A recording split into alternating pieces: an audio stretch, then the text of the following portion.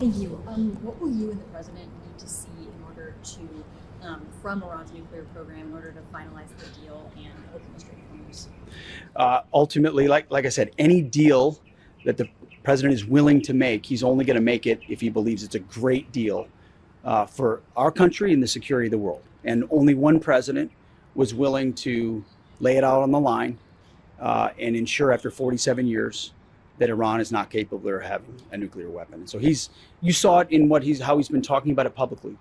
Those goalposts haven't shifted at all, which is the expectation of the American people and what we've stated to Iran. So in the middle of negotiations, the closer they come to that reality, both now and into the future, the closer we're going to get to that kind of a deal. And I also, having been in the room with him, I know he means it when he looks in the camera in the cabinet room and said they can either do this now through a deal, and we think we're in a good place to make that deal, or they can deal with the War Department.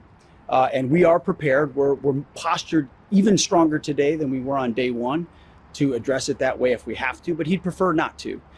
So Iran knows very, very clearly what our expectations are, and that's on the negotiating team to deliver. They're coming in our direction. The talks have been productive.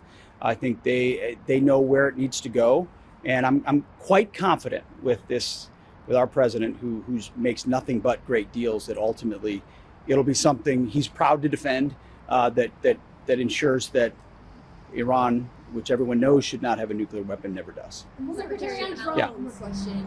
Do you think that the U.S. and China need to set a mutually agreed upon guardrail or standard on AI? And did you see any progress towards that when you were in Beijing? There were good, productive conversations about that. I think the agreement was that we should keep talking about it to ensure that as that technology develops, you got two things. You want to be able to set guardrails, but given the innovation capabilities of the United States of America, we also want to maintain an advantage and ensure that we can utilize that advantage responsibly as well. So it's kind of it's emblematic of that competing tension.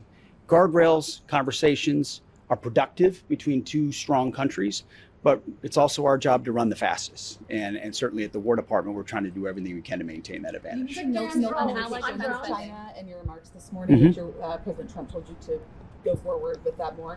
Did you meet with your counterpart one-on-one when you were in Beijing, and what sort of interactions and communications are you hoping to facilitate in the future? I did get a chance to meet with my counterpart in Beijing multiple times. In fact, sat next to him during a dinner, and we had a previous couple of meetings, and so it was an opportunity to deepen that.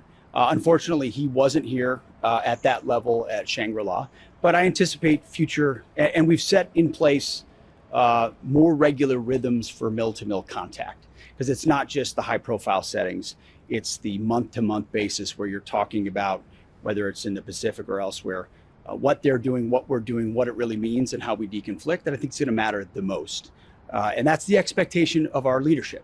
Is hey, we're starting a new chapter, which is more collaborative, and at the mill-to-mill level, our job is to make sure we facilitate that interaction as much as possible. Secretary, thank you so much. So the U.S. expects to make about 300,000 drones by 2027. Right now, Ukraine, it's estimated, makes between 10 and 20,000 a day. So my questions are, what are we learning from Ukraine, and how are we putting that into practice? And then the second is, Zelensky is asking the United States to expand deliveries of Patriot missiles, those missile systems, to defend against Russia. Will the U.S. be doing that? Well, what you'll see in President Trump's 2027 budget is $56 billion in investment in drone dominance. And continue to learn from what Ukraine has done on the battlefield. It's not about having the exquisite systems, it's the ability to scale it quickly while adapting week after week. I mean, that's how quickly drone technology adapts.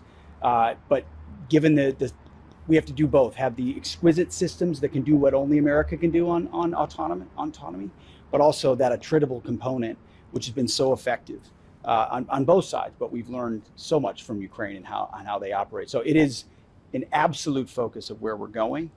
We intend to not only be at parity, but the best in the world at it. And I think you'll see from our department that kind of investment going forward. What was your second question again?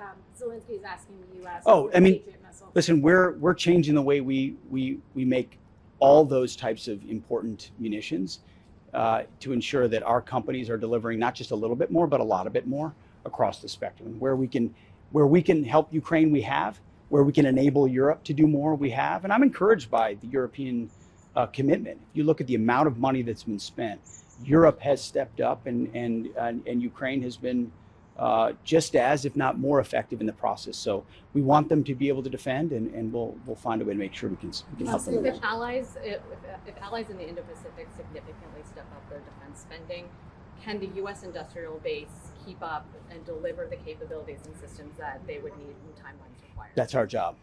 That's, I'd say, one of the biggest parts of my job that is hidden from public sight. How do we ensure that our defense industrial base is supercharged? That's why we talk about it every day. That's why our budget reflects a fundamental change in how we build out our manufacturing base. That's why we're asking companies to invest in new plants, new equipment, new production lines, and we're giving them order times so they know, hey, for the next 5 to 7 years, I'm going to be making PAC-3s. I'm going to be making Tomahawks. I'm going to be making THAADs. And so I will invest in new plants, which is American jobs and American investments. So now it's not just another additional 100 a year. It's 3,000 more a year or 6,000 more a year of any of those. Now it's not just our needs for our operational plans, but it's our allies out here who are counting on us. And then when we do that, we can point back at them and say, now, here's where we can co-produce. You're a rich country who has the ability to make more in the defense space. Partner with us in order to do that. In fact, that was some of the conversations we just had. We're on ramping up those types of munitions so our partners have them, but also they can feed them back at us. And we've got even more capabilities. How much did the Strait of Hormuz come up in Iran in your conversations with these leaders over the past 48 hours or so? If there's an impact on this region because of that. Even the Vietnamese leader said that it was a flashpoint that could throw the rest of the world into turmoil. Did you discuss that with them, and is that blockade still in place there? The blockade is very much still in place, and the Strait of Hormuz came up relatively often, and usually once we talked through it, countries were reassured that the American perspective accounted for that, which it did from the beginning, and that also our view toward energy, I think, will reshape the global map. And the president has talked about whether it's Texas or Venezuela or energy production, how the future in energy is actually an American future. And that's good for energy security around the world. In the meantime, I believe not just what we're able to do and are doing, whether it's known or unknown in the Strait, but also other countries putting pressure on Iran. Once a deal is had, or not, depending on the choice they made, it will be a open strait, a toll-free strait that the entire world can use, which is the way that it should be. Anything else? Yes. Yes, the president recently previously called for Australia's help reopening the Strait of Hormuz. Did that come up in your conversations with your Australian counterpart today? Is Washington still looking for Australia's help there? Australia, when we've called Australia in this context, they've been willing to help with whatever assets they can provide, and we're grateful for that. It's in keeping with how Australia has been a strong partner of ours. The bulk of the weight has been an American effort, especially on the blockade, which has been ironclad, and frankly has put the real pressure on Iran. They want to say that they control the strait, but we do. And everything behind the scenes shows that we are in control when it comes to that, including how the dynamics of the negotiation are coming together. But we appreciate the support they're providing. I think the meetings we had on AUKUS today and other arrangements, especially in the Pacific, show that our alliance is as strong as it's ever been. On AUKUS, Mr. Secretary, you mentioned you announced a new plan today for those underwater drones, but in Australia, it's another part of the AUKUS deal that has been focused lately was Virginia-class submarines. Yeah. Is the US committed to providing those subs on time? Can Australia counter the risk for that? I think they can. And that's why we did the review the way that we did, is to ensure that what we're promising is aligned with what we're able to do. And previous administrations have not put enough emphasis on our defense industrial base or our shipbuilding industrial base. And our budget, which we believe we will get, and we're laser focused on making sure it happens, invests in American capabilities, American jobs that will deliver our ability to project those subs, but also provide inside this arrangement. But it's mutually beneficial. Those subs, obviously, in the hands of Australia are important for your defense, but they also add to the combined defense of what we would need to do. Heaven forbid there were a contingency. Just a couple more questions. Hegseth has mentioned in congressional testimony recently that when we're talking about funding, supplemental funding from the Iran war for base reconstruction and repair, that it would depend on force structure and needs and what that looks like. Is there consideration or discussion about permanently moving U.S. forces out of some of those bases that were hit during the war and not repairing them? This will all be President Trump's decision, depending on what direction we want to go. We feel good about the partnerships we've had in the region. Those decisions will be made given the outcome. I mean, right now we're focused on being postured and prepared to re-engage if we have to. I mean, this is a high stakes negotiation. We've got the best negotiator in the world leading it. Iran may not want to give up their nuclear ambitions, but we believe at the table they can and will over time, given the right set of incentives. But the most powerful incentive is the capabilities we have there right now, which they can't ultimately defend against at any real level. And those are decisions in the future the president will make based on how this ends. But I feel confident that he'll get to a deal that serves the interests of the American people. Last question here.